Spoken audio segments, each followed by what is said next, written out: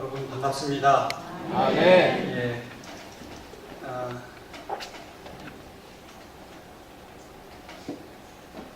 저는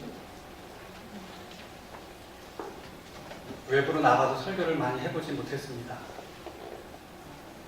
많이 불러주지도 않았지만 불러줘도 잘 가지 않았습니다. 제가 말씀을 잘 못 전한다고 생각했기도 했지만 교회에 열심을 다해야 된다는 마음이 많아서 잘 안 갔는데 신 목사님께서 한번 좀 와달라고 그러셔서 또 거절을 했는데 너무 간절하게 얘기하시더라고요. 내가 뭐길래 저 사람이 저렇게 나를 간절하게 와서 하라고 그런가. 그래서 가겠습니다.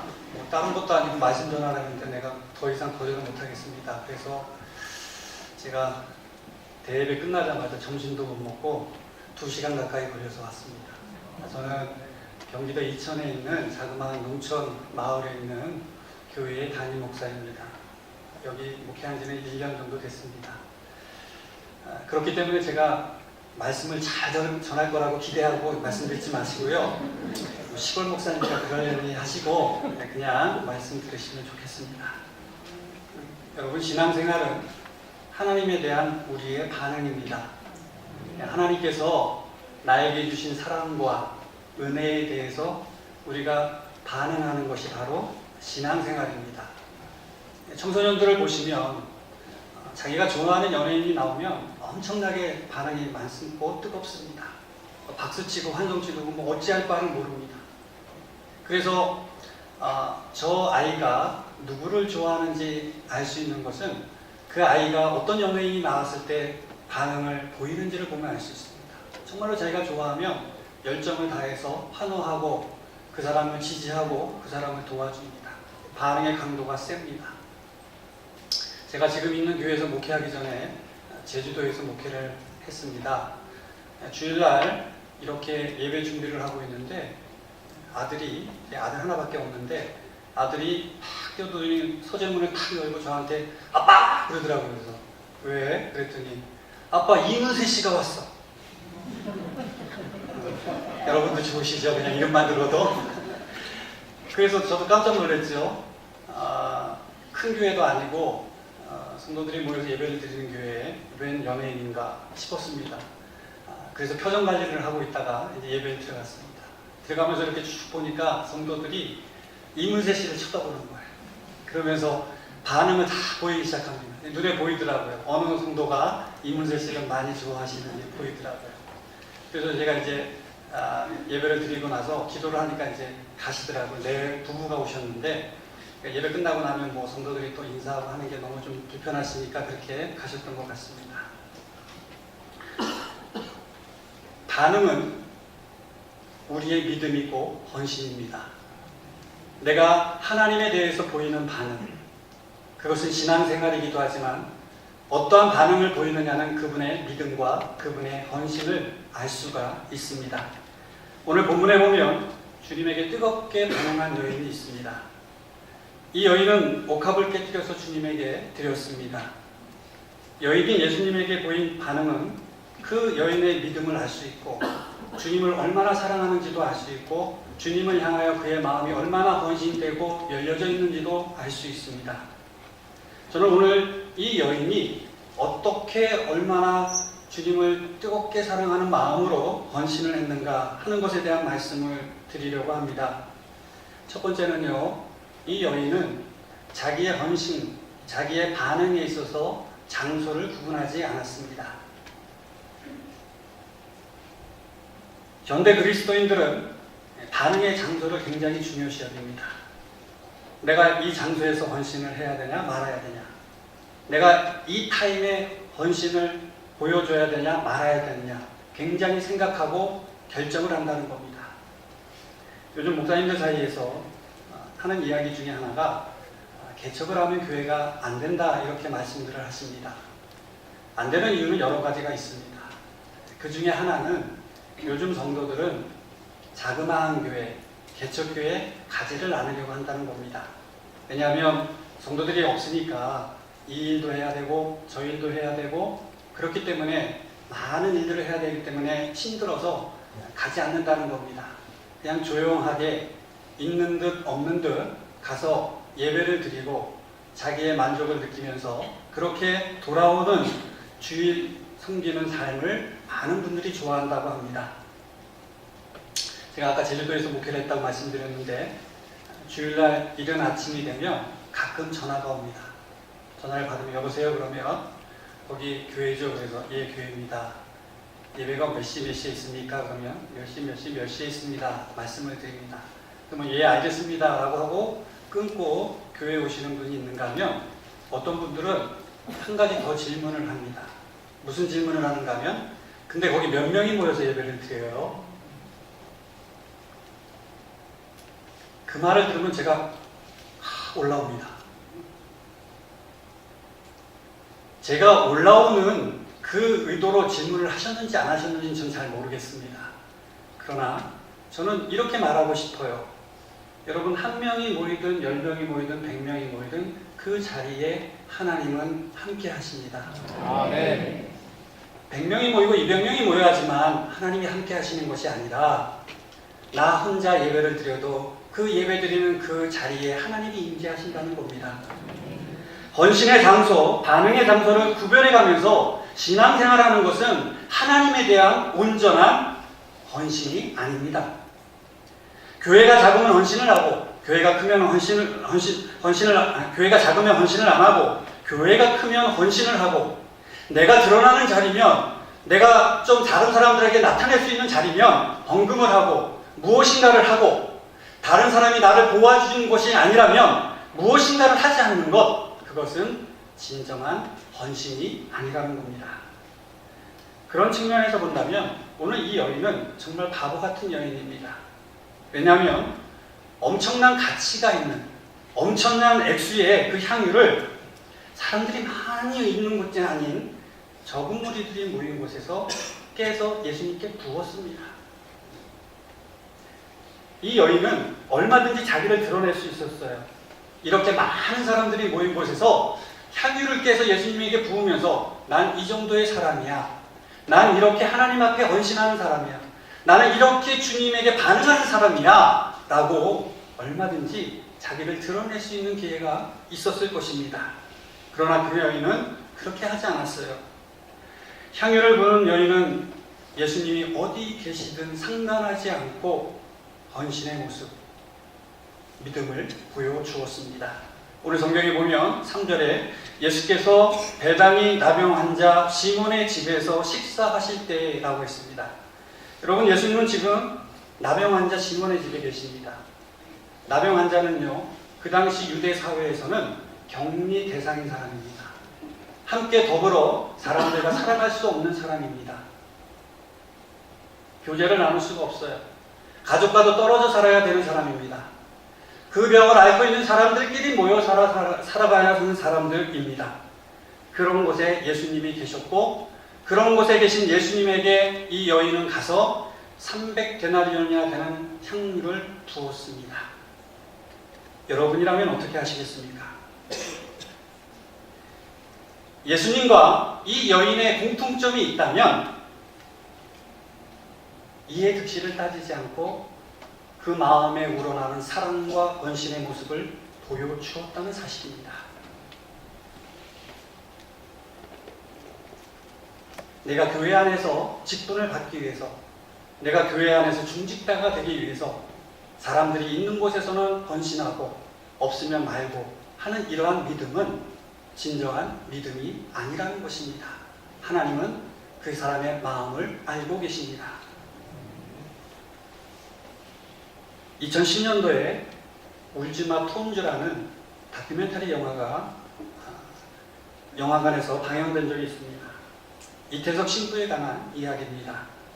그는 의과대학을 졸업하고 군의관으로 일을 하다가 재개 후에 훌륭한 병원에서 일하지 않고 개업을 해서 개업으로 돈을 벌었다는 생각을 버리고 그는 카톨릭 대학에 들어가서 사제소품을 받고 아프리카 수단으로 갔습니다.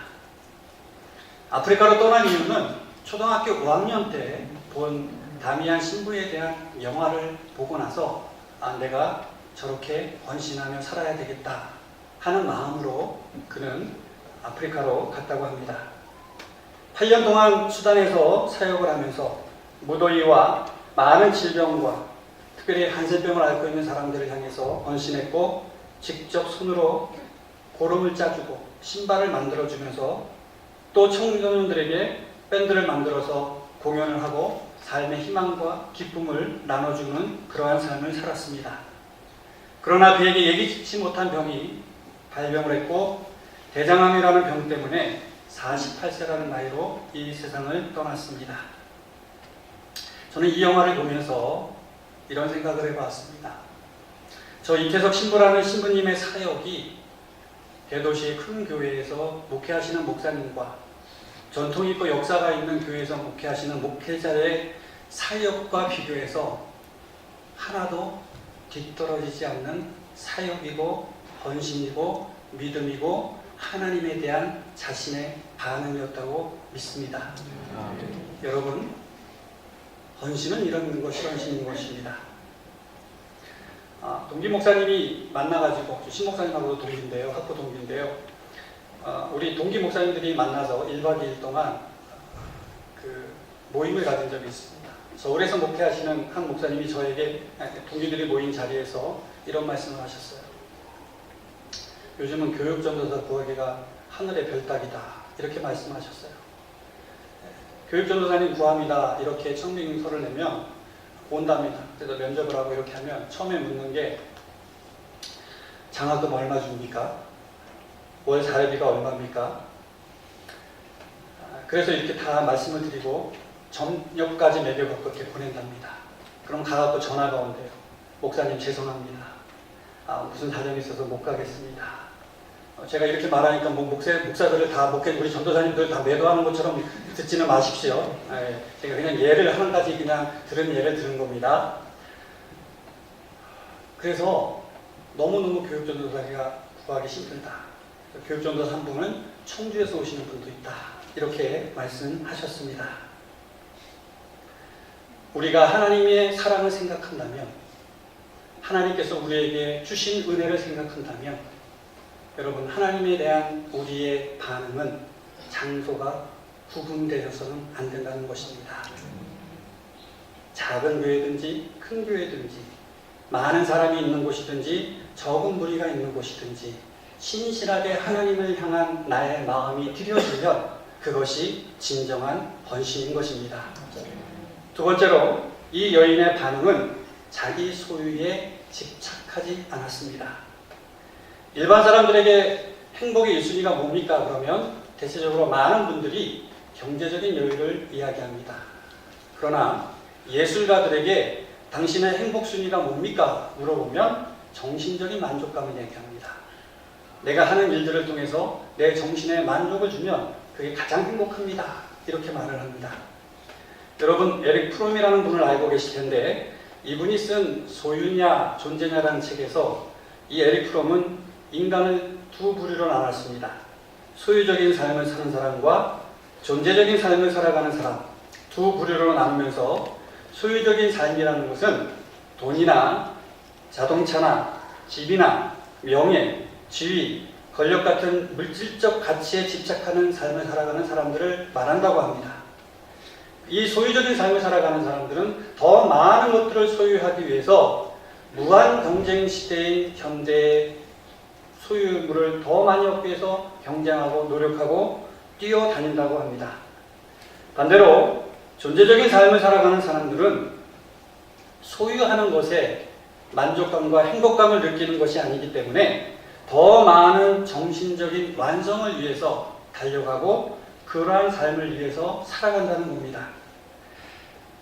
에릭 프롬에 의한다면 오늘 예수님에게 향유를 부은 이 여인은 소유적인 삶을 살아가는 사람이 아닙니다. 존재적인 삶을 살아가는 사람입니다. 자기가 예수님에게 부은 그 300데나리온이나 되는 향유는 엄청난 가치가 있는 것이지만, 그것을 기꺼이 주님에게 드림으로 인하여 자기의 마음속의 기쁨과 쾌락과 즐거움을 누리는 그러한 삶을 살아갔던 여인이라는 것입니다. 여러분, 300데나리온은 잘 아시는 것처럼 한 품꾼의 1년 연봉입니다. 쓰지 않고 모아야지만 될 수 있는 값어치가 있는 그런 액수입니다. 소유적인 가치를 추구하는 사람들 입장에서 보면 이 여인의 행동은 이해가 되지 않는 행동입니다. 도대체 납득할 수 없는 삶입니다. 그래서 4절에 뭐라고 했는가 하면 어떤 사람들이 화를 내어 서로 말하되 어찌하여 이 향유를 허비하는가 이렇게 말했습니다. 화를 냈다고 했어요. 마태복음에서 똑같은 이 내용을 보면 분개했다고 했습니다. 그리고 4절 오늘 마지막 부분에 그 여인의 행위를 허비라고 봤어요. 낭비라고 봤어요. 당연한 겁니다.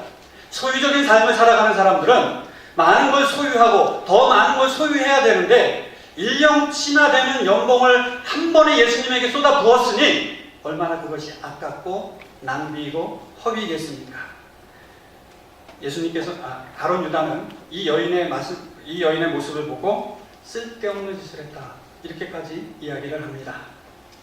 여러분, 그러나 주님은 그런 세상적인 기준에서 이 여인의 삶을 들여다보지 않으셨습니다. 주님은 존재적인 삶을 살아가는 이 여인의 삶의 방식을 받으셨습니다. 그리고 기뻐하셨습니다. 마가복음 12장 마지막 부분에 보면 한 과부에 대한 얘기가 나옵니다. 하나님 앞에 헌금을 드리는 거예요. 근데 이 여인의 헌금은 성경에 보면 생활비 전부라고 했습니다. 여러분, 생활비가 뭡니까? 생활비는 그날 생활해야 할 돈입니다. 그달 생활해야 할 돈입니다. 그날 내가 써야만 하는 그 돈, 그 달에 내가 써야만 하는 돈, 그 돈을 주님께 드렸다. 하나님 앞에 드렸다는 것입니다. 그러면서 칭찬하셨습니다. 오늘 성경에 나오는 이 여인의 이 행동을 보고 주님은 뭐라고 이야기했는가 하면 8절에 그는 힘을 다하여 나에게 반응을 보였다는 겁니다. 우리 주님은 우리의 마음을 들여다보십니다. 내가 많이 드렸다고 하나님께 칭찬받고 하나님이 기뻐하시는 것이 아니라 내 마음이 어떠한 마음으로 하나님 앞에 드려지고 내 삶이 드려지느냐 하는 것을 보는 것이 바로 주님이 우리를 향해 보시는 마음인 것입니다. 여러분, 돈뿐만 아닙니다. 내가 가진 권력, 사회적인 명예, 지위 이런 것들에 있어서 우리는 자유로울 수 있어야 합니다. 요즘 유행하는 말 중에 욜로족이라는 말이 있습니다. 욜로족이라는 것은 내일 일은 남 몰라요. 오늘 그저 하루하루 살아요. 어떻게 보면 되게 성경적인 것 같아요. 그죠? 성경적이잖아요. 내일 일은 남 몰라요. 하나님 다 알아서 책임져 주시겠지. 나는 오늘만 살아가면 돼. 집도 안 삽니다. 집 사느니 좋은 차 끌고 다닙니다. 내 미래에 뭘 계획하고 내 자녀를 위해서 뭘 위해서 저축하고 이런 거 없습니다. 그냥 내가 오늘 하루 즐기고 여행하고 즐겁게 살면 그만이다 라고 이렇게 현대인들은 살아가고 있습니다. 그런 욜로족과는 다른 거죠. 하나님은 우리에게 자유하기를 원하십니다. 내가 가진 것, 내가 누리는 것, 그것을 가지고 하나님을 위하여, 하나님의 나라를 위하여 헌신하고 반응하기를 원하신다는 것입니다. 마지막 세 번째입니다. 여인의 믿음과 여인의 반응은 사람 때문에 상처받지 않는 반응이었고 헌신입니다. 교회 안에서 우리에게 헌신을 방해하는 것 중에 하나는 사람입니다. 사람. 여인의 행동을 지켜보던 제자들의 반응은 아까 말씀을 드렸죠. 화를 냈다고 했어요. 마태복음에서는 분개했다고 했죠. 여러분, 그런데 정말 화를 내고 분개할 일입니까? 자기 돈을 갖다가 한 번에 그렇게 예수님을 위해 쓴 것도 아니고 그 사람의 돈을 가지고 그 사람이 그렇게 한 건데 정말 분개하고 화를 낼 만한 일이냐는 것입니다. 전혀 그렇지 않습니다. 그런데도 자기들이 더 화를 내요. 자기가 더 분개해요. 어떻게 이렇게 낭비를 하고 정말 바보 같은 짓을 하냐고 주변에 있는 사람들이 그 여인을 향해서 뭐라고 합니다. 쓸데없는 짓을 했다고 비난하기도 합니다. 여러분, 때로는 교회 안에서도 그런 것 같습니다. 열심히 봉사하고 주의 몸된 교회를 섬기면 너무 나댄다고 뭐라 합니다. 그리고 때로는 하다가 지쳐서 좀 쉬거나 또 안 하거나 그러면 또 안 한다고 뭐라고 합니다. 해도 뭐라고 하고 안 해도 뭐라고 합니다. 아닌 것처럼 하고 계시지 마십시오. 저도 어릴 때 모태신앙에서 교회에 가서 자라서 20년 가까이 목회를 해봐서 압니다. 여러분, 제가 우리 교회에서 이렇게 설교하겠습니까? 예. 사람 때문에 실망을 하고 사람 때문에 헌신하는 것이 무너질 때가 있다는 겁니다. 사람 때문에 상처받아 주님에게 헌신하고 싶은 마음을 떠나보내는 사람도 있습니다. 근데 예수님은 그 여인의 행위를 보고 뭐라고 말씀하십니까? 6절 말씀에 이렇게 말씀하십니다.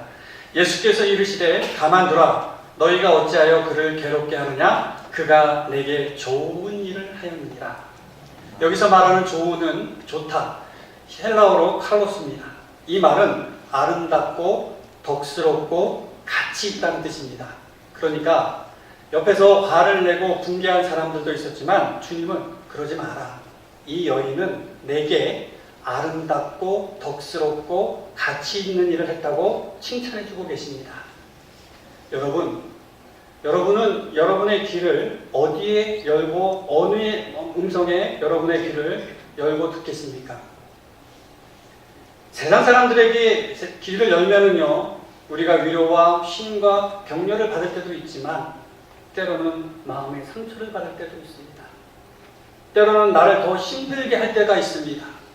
내가 정말 마음을 가지고 하나님에게 교회를 위해서, 하나님을 위해서, 예수님을 위해서, 이 나라를 위해서 헌신하고 열심히 살아왔던 나의 마음을 더 괴롭고 힘들게 만드는 세상의 소리가 우리에게 들려올 때가 있습니다.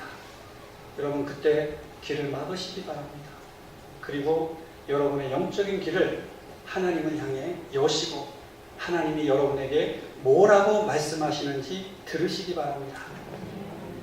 여러분의 헌신이, 여러분의 반응이 주님에게, 하나님에게 합당하다고 하면 하나님은 오늘 이 여인의 행동에 대해서 말씀하신 것처럼 여러분 한 사람의 한 사람의 이름을 불러가시면서 누구야? 너는 나에게 아름답고 덕스럽고 가치 있는 일을 했노라, 이렇게 말씀해 주실 겁니다. 아멘. 제가 어릴 때 불렀던 찬양입니다. 여러분 이 노래 아실 텐데, 주님 뜻대로 살기로 했네. 이 찬양 아시죠? 주님 뜻대로 살기로 했네. 주님 뜻대로 살기로 했네. 주님 뜻대로 살기로 했네. 뒤돌아서지 않겠네. 2절 가사가 이렇습니다. 이 세상 사람 날 몰라줘도, 이 세상 사람 날 몰라줘도, 이 세상 사람 날 몰라줘도 뒤돌아서지 않겠네.